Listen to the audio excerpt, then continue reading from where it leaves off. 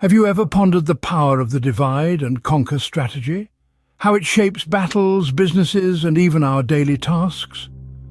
This strategy, a time-honored approach, is prevalent in everything from the way we tackle complex projects to the tactics employed by political leaders.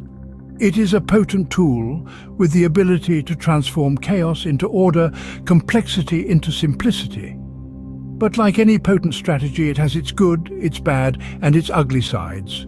Let's delve deeper. Scene script. Consider the good of divide and conquer. It's a strategy that aids in managing complex tasks, breaking them into smaller, digestible parts. Let's start with the basics. What makes divide and conquer such an effective strategy? The answer lies in its ability to simplify the complex. Imagine a jigsaw puzzle with 1,000 pieces. Trying to put all the pieces together at once would be overwhelming, to say the least. But what if we broke it down, sorted the pieces by color or pattern, and tackled each section one at a time? Suddenly, the task seems more manageable. This is the essence of divide and conquer. It's about breaking down a larger task into smaller, more manageable parts. And this simplified approach brings several benefits. Firstly, it allows for specialization. When tasks are divided, individuals or teams can focus on a specific part, honing their skills and becoming experts in that area. This leads to improved efficiency and quality of work. Secondly, the divide and conquer strategy promotes efficient resource allocation. By breaking down tasks, we can identify which resources are needed where and allocate them accordingly. This prevents wastage and ensures that every resource is utilized to its maximum potential. Lastly, divide and conquer leads to faster problem solving. It's a lot quicker to solve several smaller problems than one big one. And because each small problem is being tackled simultaneously, the overall problem gets solved much faster.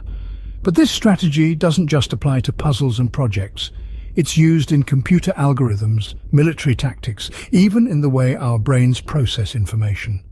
It's a fundamental principle that underpins many aspects of our lives. The good side of divide and conquer is evident, but it's not all rosy. There's a darker side lurking.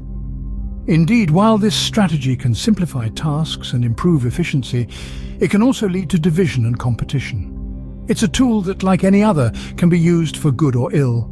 But we're getting ahead of ourselves.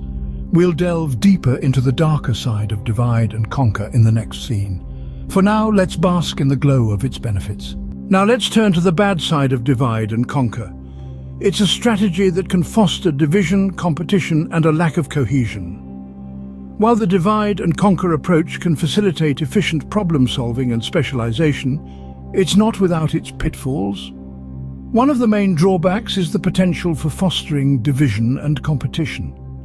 When tasks are broken down and allocated to different entities, it can create an environment where everyone is focused solely on their piece of the pie. This can lead to a lack of overall cohesion and unity, as individuals or teams may become overly competitive or protective of their domain. This strategy, when applied in social or political contexts, can contribute to polarization. It can breed an us versus them mentality, driving wedges between different groups.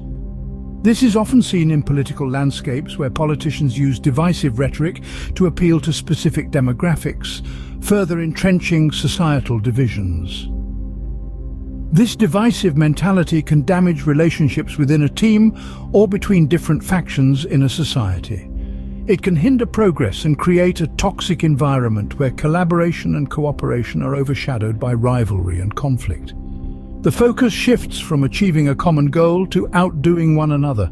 Moreover, the divide and conquer strategy might lead to inefficiencies in resource allocation.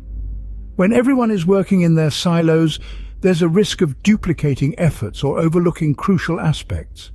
A fragmented approach might also make it difficult to see the bigger picture and understand how individual tasks contribute to the overarching goal. In summary, while the divide and conquer strategy can be efficient and effective in certain contexts, it has its dark side. It can lead to division, competition, and a lack of cohesion. It can foster polarization and an us versus them mentality, which can be detrimental to relationships and progress. The bad side of divide and conquer is sobering. But there's an uglier side yet to explore. Brace yourself for the ugly side of divide and conquer. It's a strategy that, in extreme cases, can be manipulative and unethical. Picture this: a room full of diverse opinions and ideas, a melting pot of perspectives. Now introduce the divide and conquer strategy. Suddenly, the room is split into factions, each vying for dominance, and the once harmonious atmosphere is replaced with an air of suspicion and rivalry. This is the ugly side of divide and conquer, the intentional exploitation of differences and the perpetuation of conflict for personal gain. In a corporate setting, divide and conquer could take the form of a manager fostering competition among team members, creating an environment of distrust. Instead of working together towards a common goal, the team becomes fragmented, their energy spent on outdoing each other rather than focusing on the task at hand. This toxic atmosphere can lead to decreased productivity, increased turnover, and ultimately a damaged organization. In the political arena, the stakes are even higher. Leaders may employ divide and conquer tactics to turn groups against each other, exploiting societal differences for their own political gain. By creating an us versus them mentality, they can consolidate power and control, but the cost is a polarized society, rife with tension and conflict. The ugly truth is that divide and conquer, when employed unethically, can lead to long-lasting damage. It can breed hostility where there should be collaboration and foster division where there should be unity. It is a strategy that, while effective in certain contexts, can have disastrous implications when misused. So, as we navigate through life, whether in our professional or personal spheres, it's crucial to recognize and guard against the potential misuse of this strategy. We must strive for unity and collaboration over division and competition, for it is in unity that we find our strength. The ugly side of divide and conquer is chilling, isn't it? But let's not forget the big picture. The good, the bad, the ugly of divide and conquer, they're all parts of the same strategy. So, what have we learned? When applied correctly, the divide and conquer strategy is like a master chef skillfully carving a roast. It allows us to break down massive, daunting tasks into bite-sized pieces, making them palatable and manageable. It's a tool that can lead to greater efficiency, specialization, and quicker problem-solving.